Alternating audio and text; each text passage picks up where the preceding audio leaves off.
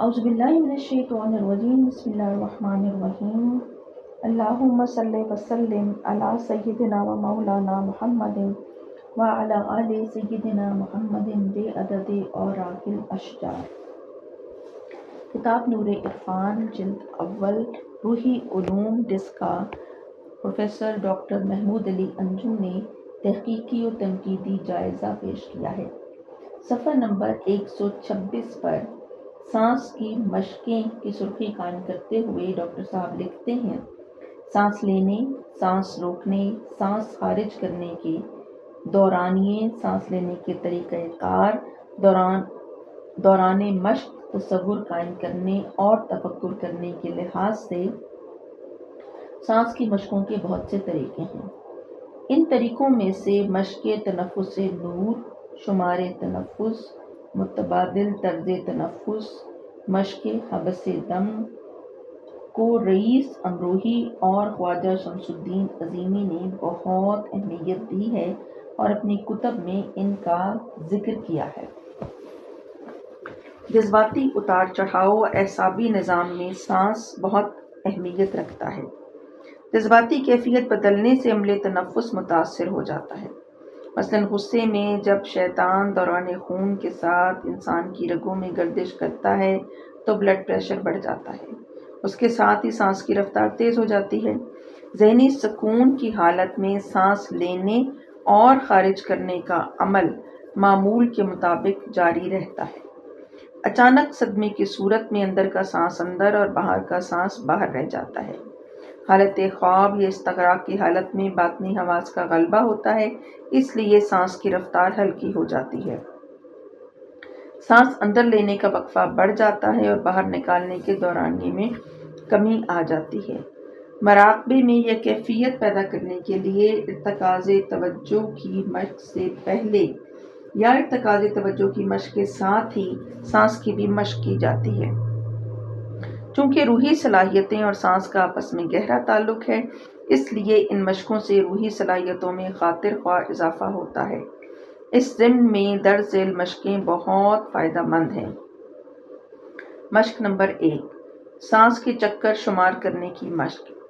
اس مشق سے پھیپھڑوں کی حرکات اور سانس لینے اور خارج کرنے کے عوامل پر کنٹرول حاصل ہو جاتا ہے۔ نمبر 1، آلتی پالتی مار کر یا دو زانوں بیٹھ جائیے۔ نمبر 2، کمر سیدھی رکھیں لیکن جسم کے کسی حصے میں کھچاؤ پیدا نہیں ہونا چاہیے۔ نمبر 3، پہلے دونوں نتنوں سے سانس باہر نکال دیں تاکہ پھیپھڑے ہوا سے خالی ہو جائیں۔ نمبر 4، پھر آہستہ آہستہ سانس اندر کھینچیں۔ نمبر 5، جب سینہ ہوا سے بھر جائے تو سانس کو روکے بغیر ہونٹوں کے راستے باہر نکال دیں۔ نمبر 6، سانس نکالتے ہوئے ہونٹوں کو سکیڑ کر گول دائرہ بنا لیں جیسے سیٹی بجاتے ہوئے بناتے ہیں۔ نمبر 7، سانس اندر لینا اور باہر نکالنا 1 چکر ہوا۔ اس طرح 11 چکر کریں اور رفتہ رفتہ بڑھا کر 21 چکر کر دیں۔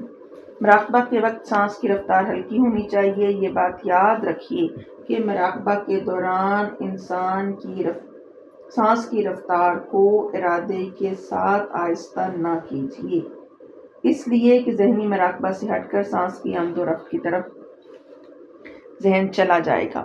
اس کا طریقہ یہ ہے کہ مراقبہ کرنے سے کچھ دیر پہلے آہستہ آہستہ سانس لیں اور باہر نکالیں، پھر مراقبہ میں مشغول ہو جائیں۔ سانس کی رفتار خود بخود مدھم ہو جائے گی۔ مشق نمبر 2، متبادل طرز تنفس کی مشق۔ اس ذیل میں ڈاکٹر محمود علی انجم لکھتے ہیں، اس مشق سے سانس کی آمد و رفت اور سانس روکنے کا دورانیہ بڑھ جاتا ہے۔ نمبر 1، آرام دہ انداز میں بیٹھ کر سیدھے ہاتھ کے انگوٹھے سے سیدھی طرف کا نتنا بند کر کے بائیں نتنے سے 4 سیکنڈ میں سانس اندر لیں۔ نمبر 2، سانس کھینچنے کے بعد سینے میں روک لیں اور ہاتھ کی آخری 2 انگلیوں سے بایاں نتنا بند کر لیں۔ اس حالت میں سیدھا نتنا انگوٹھے سے بند ہوگا اور آخری 2 انگلیوں سے بایاں نتنا بند کیا ہوگا اور باقی 2 انگلیاں دونوں ابروؤں کے درمیان پیشانی پر ہوں گی۔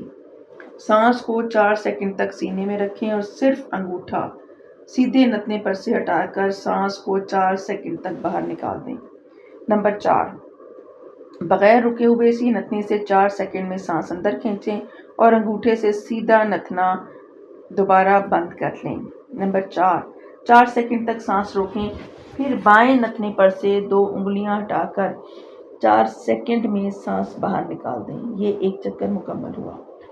کچھ دیر سستانے کے بعد دوبارہ یہی عمل دہرائیں۔ اس طرح 3 چکر مکمل کریں اور روزانہ 1 چکر کا اضافہ کرتے ہوئے 7 چکر تک لے جائیں۔ نمبر 8، جب 4 سیکنڈ سانس روکنے اور 7 چکر کرنے پر مکمل قدرت حاصل ہو جائے تو 4 سیکنڈ میں سانس اندر کھینچیں، روکنے کا وقفہ 6 سیکنڈ رکھیں اور 4 سیکنڈ میں باہر نکالیں۔ چکروں کی تعداد حسب سابق 7 ہی رکھیں۔